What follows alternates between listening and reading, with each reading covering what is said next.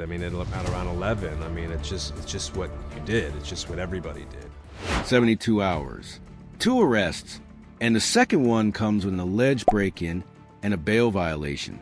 According to reports, a 911 caller said they were hiding in a closet, and police say they found Elijah Blue Allman inside the home, sitting on the couch and smoking.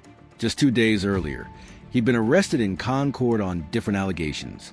So what happened in 3 days that made this escalate that fast? Just to keep it clean and neutral. These are charges and allegations, not a final outcome.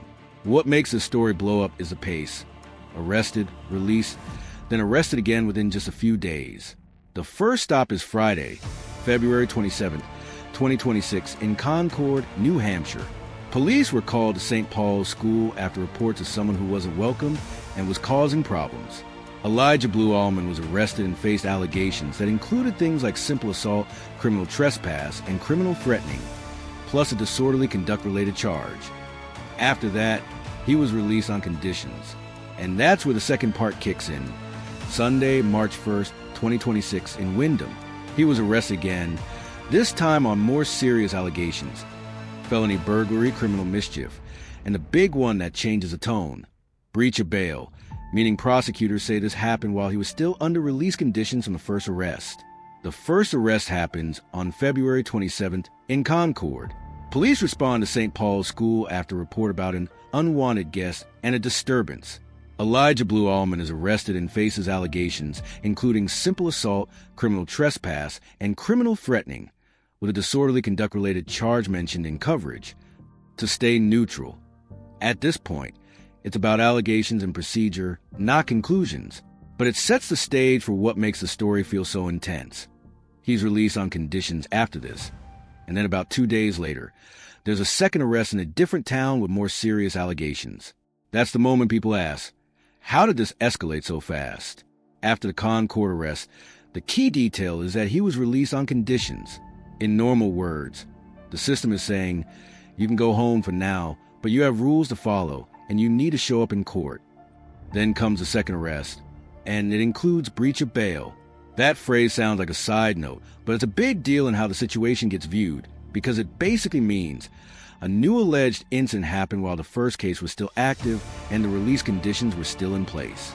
That's why this stops looking like one messy incident and starts looking like a rapid chain of events. And for the public, it creates that uncomfortable question.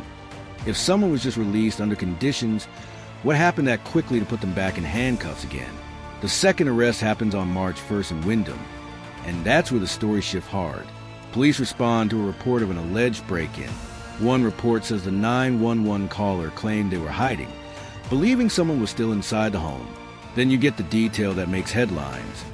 Police reportedly said they found Elijah Blue Allman inside the home, sitting on a couch and smoking. Coverage also mentions items like cigarettes and a lighter, and damage allegations that connect to the criminal mischief charge. And the legal headline is a combo: burglary, criminal mischief, and breach of bail, meaning the second arrest isn't just another case. It's another case plus an alleged violation of conditions from the first one.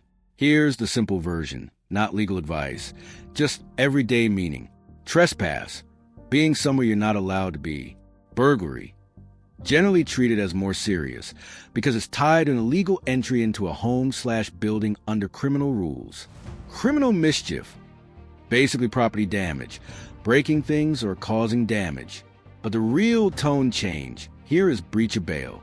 In plain terms, if you're released under conditions and then get accused of being involved in another incident right away, it looks like you violated the deal the system just gave you. That's why the headline feels like escalation. So the clean summary is this. February 27th in Concord, Elijah Blue Allman is arrested on allegations like assault/trespass/threatening, and then he's released on conditions. About 2 days later, March 1st in Windham, he's arrested again, this time on more serious allegations: burglary, criminal mischief, and breach of bail.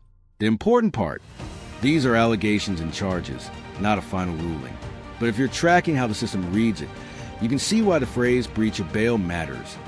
It turns a story from one incident into a rapid sequence. Quick disclaimer. This video is based on publicly reported information and law enforcement/court reporting, and everything here should be understood as alleged unless proven in court.